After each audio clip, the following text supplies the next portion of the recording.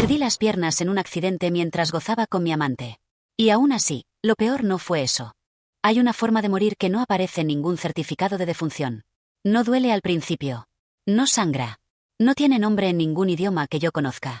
Es silenciosa, lenta, casi elegante en su crueldad. Primero dejas de reírte. Luego de hablar. Después de existir para alguien más.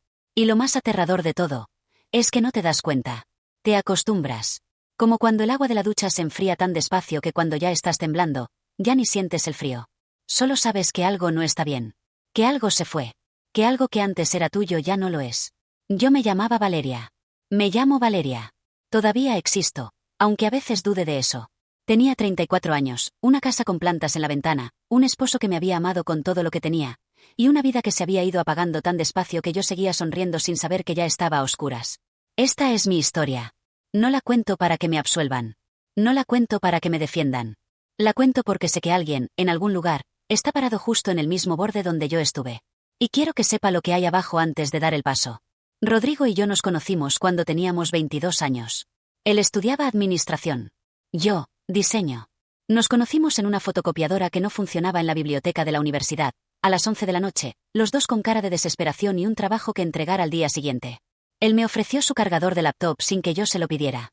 Yo le ofrecí la mitad de mis papas fritas. Y algo tan ridículo como eso fue el principio de 10 años juntos.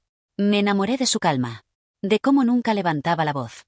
De cómo cuando yo me ponía ansiosa él simplemente me tomaba la mano y decía, ya pasó. Aunque no hubiera pasado todavía. Los primeros años fueron buenos. No perfectos, porque nada lo es, pero buenos de verdad. Discutíamos poco. Nos reíamos mucho. Construimos cosas juntos. El departamento pequeño con las paredes verdes que yo elegí aunque a él no le convencían, el perro que se llamaba Café y que murió demasiado pronto, los planes de viaje que a veces se cumplían y a veces no, pero que de todas formas dibujábamos juntos en un mapa de papel que colgamos en la cocina. Pero los años tienen una manera de desgastar las cosas. No fue un evento. No hubo una traición, una crisis, una noche que lo cambiara todo. Fue más sutil que eso. Fue la acumulación de miles de momentos pequeños en los que Rodrigo eligió otra cosa antes que elegirme a mí. El trabajo que se volvió su segunda casa. Las reuniones que empezaron a durar más que las cenas. El teléfono siempre en la mano, siempre mirando hacia abajo, siempre siendo más urgente que yo. Al principio yo lo entendía. Lo justificaba. Me decía a mí misma que era una etapa, que estaba construyendo algo, que después todo volvería a ser como antes. Pero después nunca llegó. Y un día me di cuenta de que ya no recordaba la última vez que Rodrigo me había mirado a los ojos durante una conversación entera. No a medias. No con el celular cerca. A los ojos, de verdad, como si yo fuera lo más importante que había en esa habitación. Seguíamos durmiendo en la misma cama. Seguíamos cenando juntos. Seguíamos siendo, desde afuera, un matrimonio normal. Pero por dentro éramos dos extraños con historia compartida. Las peleas que teníamos no eran de las que duelen porque importan. Eran las peores, las peleas absurdas, vacías, sobre la toalla mojada en el piso del baño, sobre quién había gastado más en el supermercado, sobre si habíamos quedado en ir donde sus padres el sábado o el domingo. Peleas que en realidad eran sobre todo lo demás, sobre el silencio, sobre la distancia, sobre la pregunta que ninguno de los dos se atrevía a hacer en voz alta. ¿Qué nos pasó? Y lo peor, lo que más me consumía, era que ni siquiera era infeliz de una forma que pudiera explicarle a alguien. No había golpes. No había gritos. No había otra mujer. Solo había ausencia.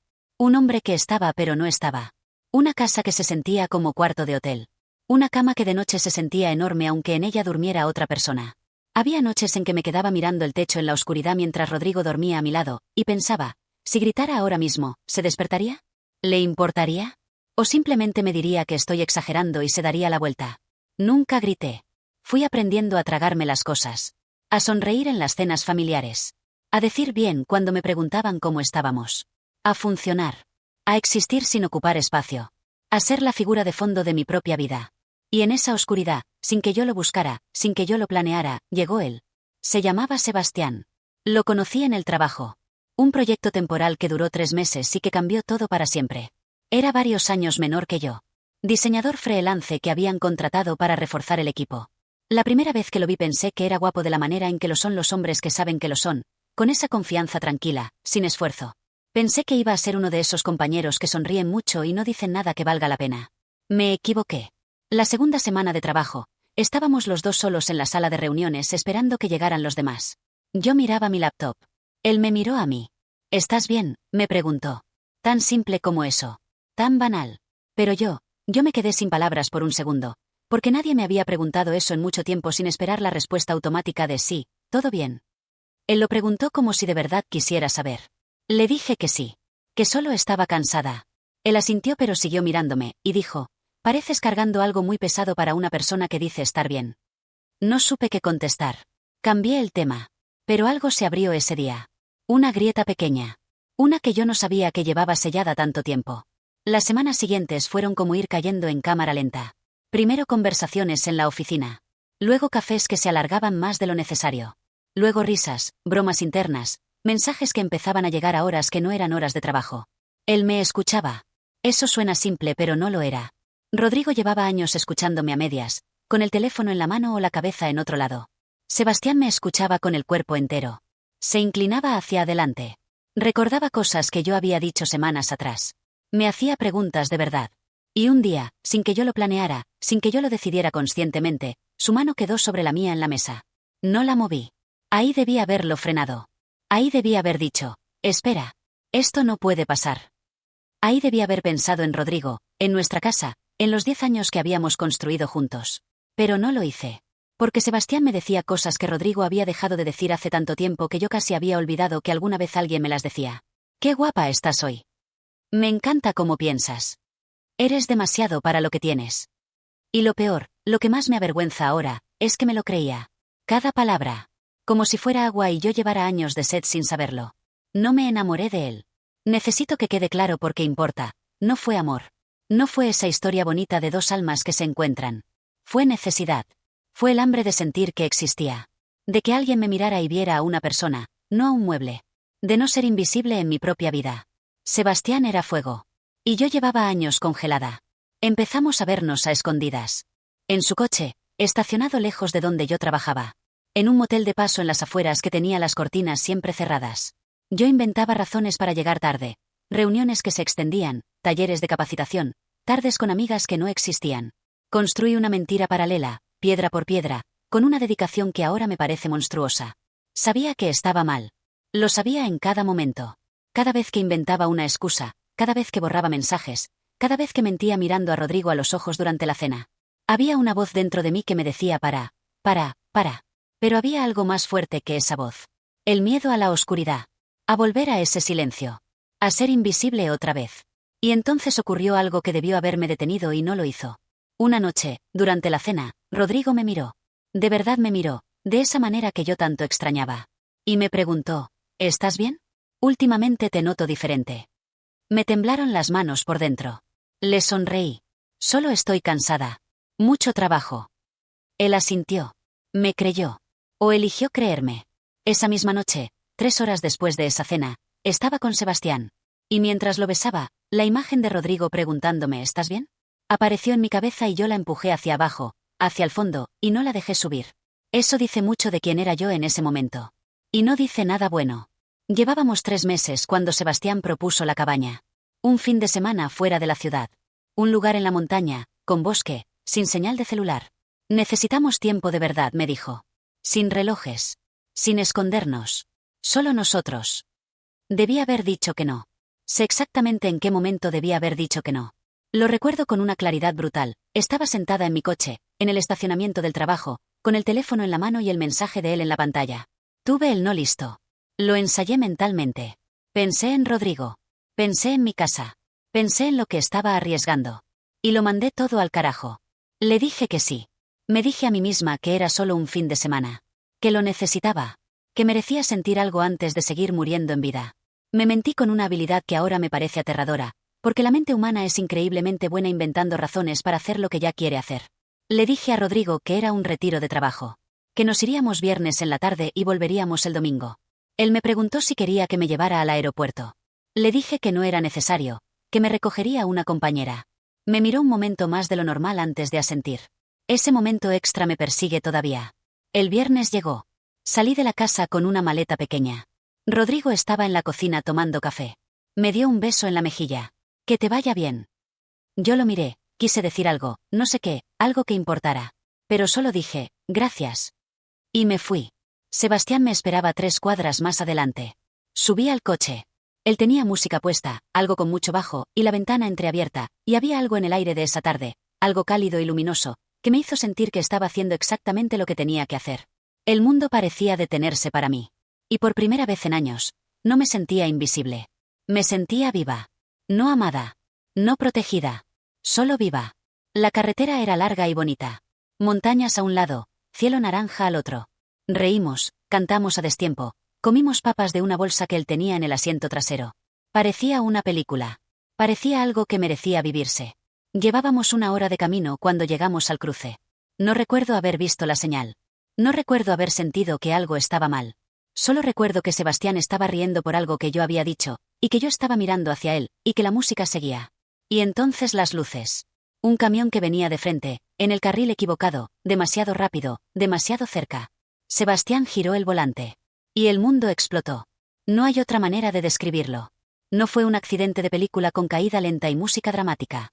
Fue violencia pura, metal que cruje, cristales que vuelan, el sonido del impacto que no tiene nombre en ningún idioma, el cuerpo siendo lanzado en direcciones que el cuerpo no debería poder ir, y luego el giro, y luego otro impacto, y luego nada. Un silencio tan profundo que pensé que ya había muerto. Me desperté en blanco. No en una habitación blanca, en blanco. En ese estado donde no sabes si estás dormida o despierta, si existes o no, si el dolor que sientes es tuyo o de alguien más. Olía a alcohol. A metal. A algo que tardé en reconocer como miedo. Intenté moverme. No pude. Intenté sentir mis piernas. No pude. Quise entrar en pánico, pero no tenía fuerzas ni para eso. Solo pude girar la cabeza, lentamente, y ver el techo de lo que después supe que era una UCI. Cables. Tubos. Una máquina haciendo bip con una paciencia que me resultó obscena. Una enfermera apareció en mi campo de visión. Me dijo algo. No escuché bien la primera vez. Me lo repitió. Tuvimos que amputar. Hicimos todo lo posible. Me quedé mirándola. No lloré. No grité. No hice nada de lo que se supone que hace alguien cuando le dicen eso. Solo me quedé mirándola como si las palabras fueran en un idioma que yo entendía, pero mi cerebro se negaba a procesar. Tuvimos que amputar. Mis piernas. Mis piernas que esa mañana me habían llevado hasta el coche de Sebastián. Mis piernas que conocían de memoria el camino de la cama al baño en la oscuridad de mi casa. Mis piernas que habían corrido en la playa una vez con Rodrigo, en un viaje que hicimos al 3er año de novios, riéndonos hasta caernos. Mis piernas que ya no estaban. Pregunté por Sebastián. La enfermera hizo una pausa. Ese tipo de pausa que no necesita palabras. Lo siento. Murió en el impacto. Ahí sí lloré. Pero no como llora alguien por un amor. Lloré como llora alguien que acaba de entender que no hay forma de deshacer lo que hizo. Que la decisión que tomó en un estacionamiento 3 meses atrás, la decisión de decir que sí cuando debió haber dicho que no, acababa de cobrarse todo. Las piernas. Sebastián. Todo lo que vendría después. Lloré durante horas. Sola en esa habitación blanca, con los cables y la máquina haciendo bip, sin nadie que me tomara de la mano. Al 3er día en el hospital me dijeron algo más. La doctora entró con una expresión que yo ya había aprendido a identificar en esos días. Esa mezcla de profesionalismo y humanidad que usan cuando tienen que decirte algo que no tiene manera de sonar bien. Estabas embarazada. Pocas semanas. El impacto. No terminó la frase. No hacía falta. Yo no lo sabía. Juro que no lo sabía. No había síntomas, no había sospecha, no había nada que me hubiera dado una señal. Y ya no importaba porque esa vida, esa pequeña vida que ni siquiera había llegado a ser, también se había ido en esa carretera. No sabía de quién era. No lo sabré nunca. Y eso, que sonaba a detalle, en realidad era otra forma de perder algo que ni siquiera había tenido. Me rompí ahí. En capas. Primero las piernas, luego Sebastián, luego el bebé.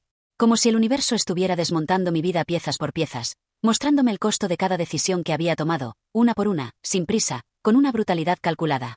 Llamé a Rodrigo desde el hospital. Me atendió al segundo tono. Su voz sonó diferente de inmediato, tensa, como si ya supiera que algo había pasado aunque no supiera qué.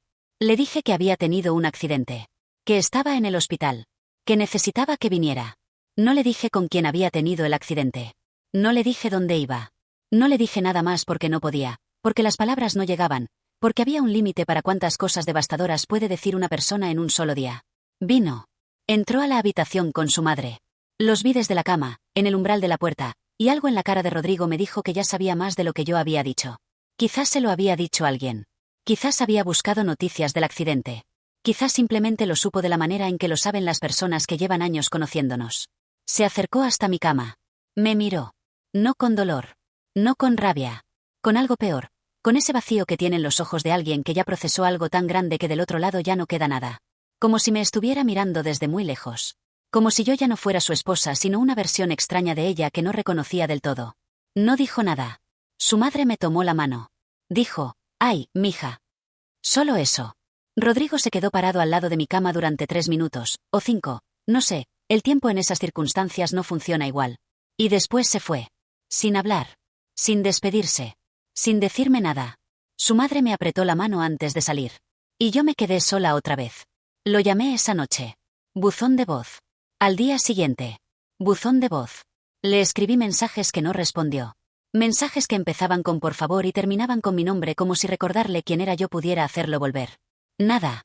Una semana después del accidente, con las heridas todavía frescas y el alma todavía cayendo, me llegó un mensaje de una cuenta que no conocía. Abrí el perfil. Era la esposa de Sebastián. Fotos de cumpleaños de niños con gorros de colores. Postales de Navidad con árbol y pijamas iguales. Frases en la bio: Dios es amor. Familia primero. Una vida perfectamente armada, perfectamente documentada, perfectamente destrozada ahora. El mensaje decía: gracias. Ahora mis hijos no tienen padre. Y tú ni siquiera tienes piernas. Karma perfecto. Me quedé helada. No contesté. ¿Qué iba a decirle?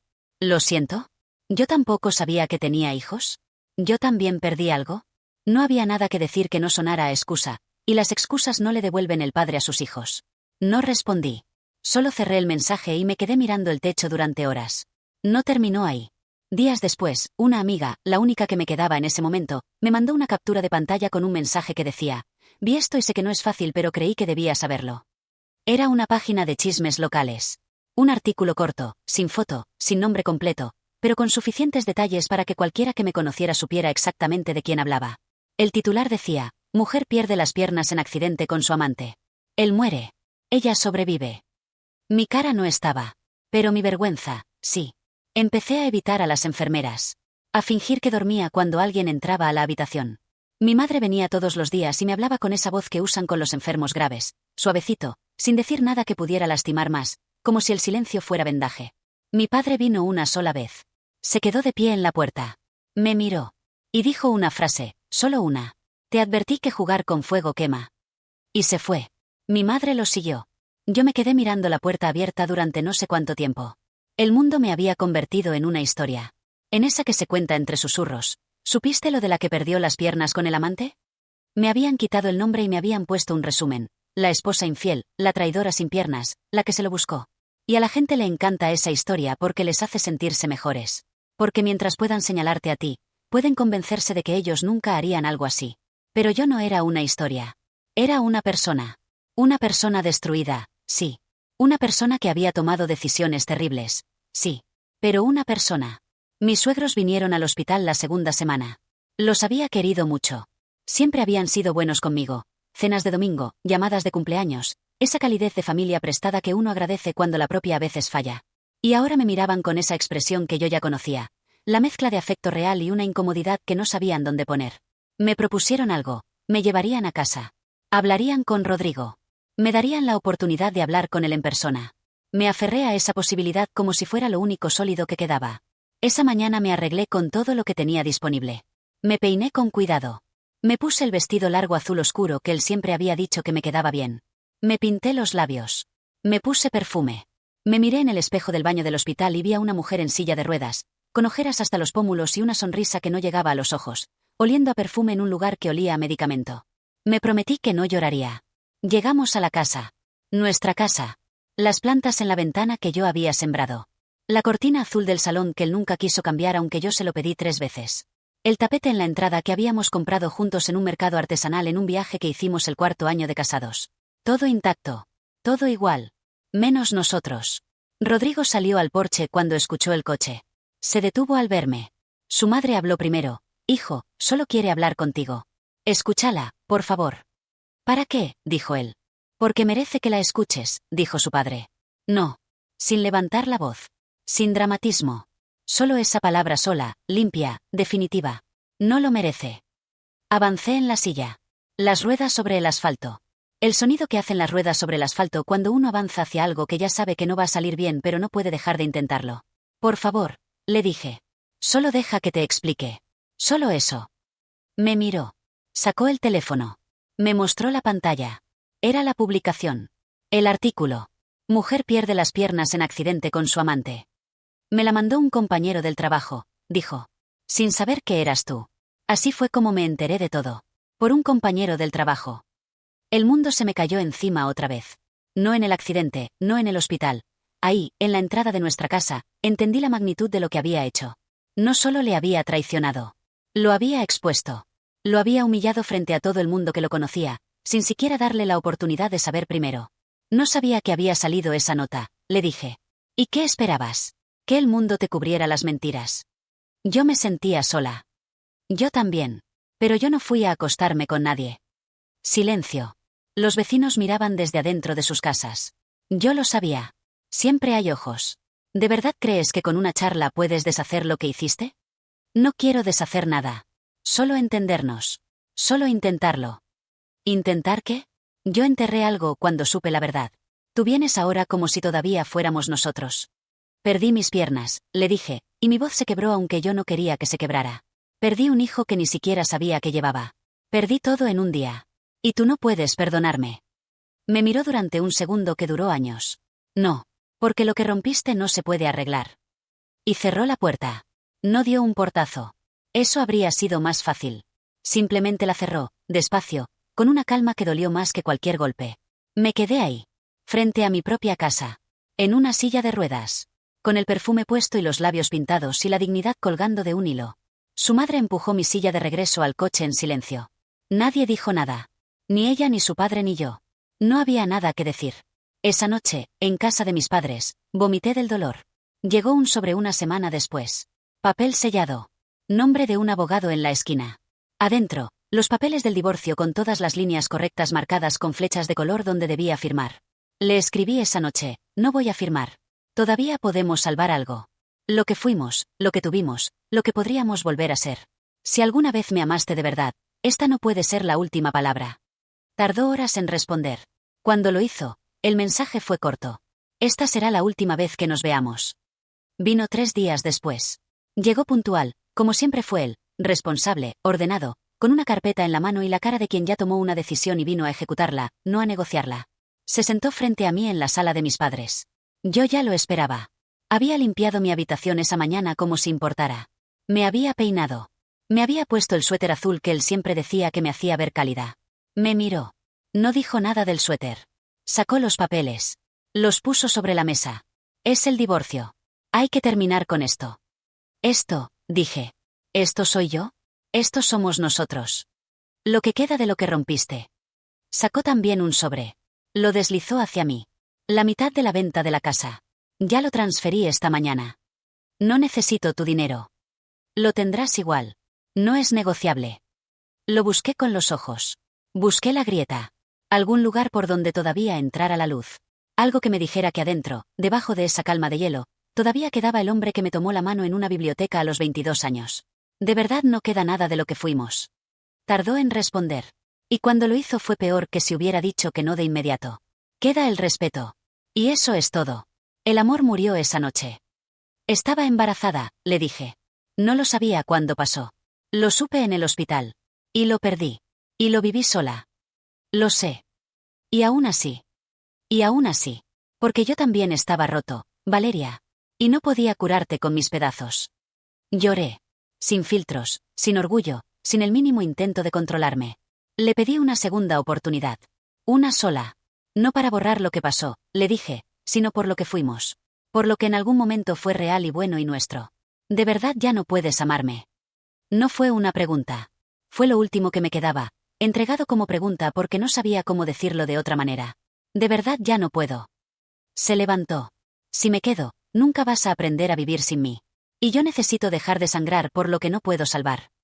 Me acercó una servilleta de tela que estaba sobre la mesa. Mejor llora con esto que con mi espalda.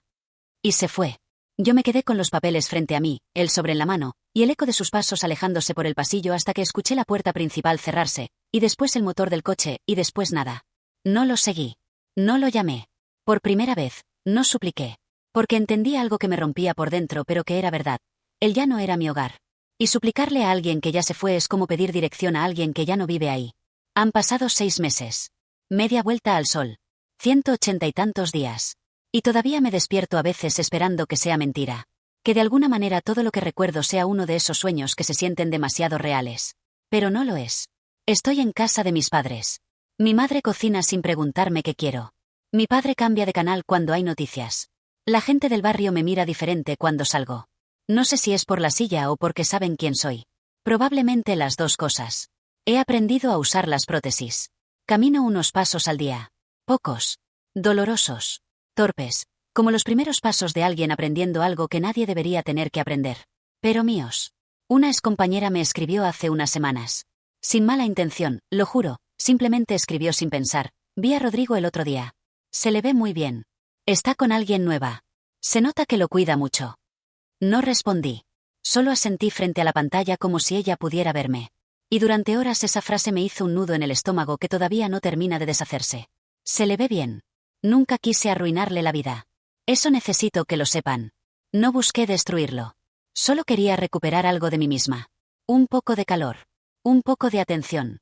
Solo un momento en el que no me sintiera invisible. Pero terminé rompiéndolo todo. No solo sus promesas. No solo su confianza. Lo rompía él de una manera que evidentemente no tiene reparación. Y el universo, con esa justicia brutal que a veces tiene, me rompió a mí también. Dicen que ahora él sonríe más. Que duerme bien. Que tiene una vida más liviana. No lo culpo. Yo también dormiría tranquila si hubiera podido alejarme de mí. A veces me siento frente al espejo y me miro. Me miro de verdad, sin apartar la vista. Veo a una mujer de 34 años con los ojos más viejos de lo que le corresponden, con las piernas que no están, con ese tipo de cansancio que no se cura durmiendo. Y me digo en voz baja, como una oración que no sé a quién le rezo. Él está bien. Él está bien. Él está bien. Y cuando por fin logro creérmelo, me permito caer.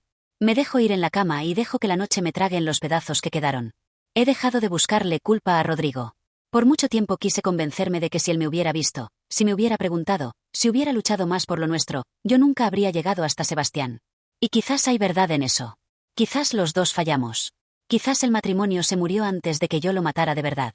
Pero la verdad más honesta, la que me cuesta más mirar de frente, es que yo tuve opciones. Pude hablar. Pude gritar. Pude decirle, Rodrigo, me estoy muriendo por dentro y necesito que me veas. Pude pedir terapia. Pude pedir tiempo. Pude pedir lo que fuera antes de ir a buscarlo en los brazos de otra persona. No lo hice. Elegí el fuego antes que la conversación difícil. Elegí lo fácil, lo inmediato, lo que no requería nada de mí excepto aparecer. Y pagué el precio más alto que he pagado por nada en mi vida. No me arrepiento de haber necesitado afecto. No me arrepiento de haberme sentido sola. Eso era real. Ese dolor era legítimo. Me arrepiento de cómo lo busqué. Me arrepiento de cada mentira. Me arrepiento del bebé que nunca llegó a ser. Me arrepiento de los hijos de Sebastián que crecerán sin su padre. Me arrepiento de la esposa que me escribió ese mensaje y que tenía razón aunque me doliera. Me arrepiento de haber pensado que podía tenerlo todo sin que nada se rompiera. La vida no funciona así. Y yo lo aprendí de la peor manera posible. No les pido que me entiendan. No les pido que me defiendan. Ni siquiera les pido que me perdonen, porque el perdón que importa no es el de ustedes, es el mío propio, y ese todavía estoy aprendiendo a construirlo, ladrillo por ladrillo, paso por paso, con estas piernas que aprenden a caminar de nuevo y este corazón que aprende lo mismo.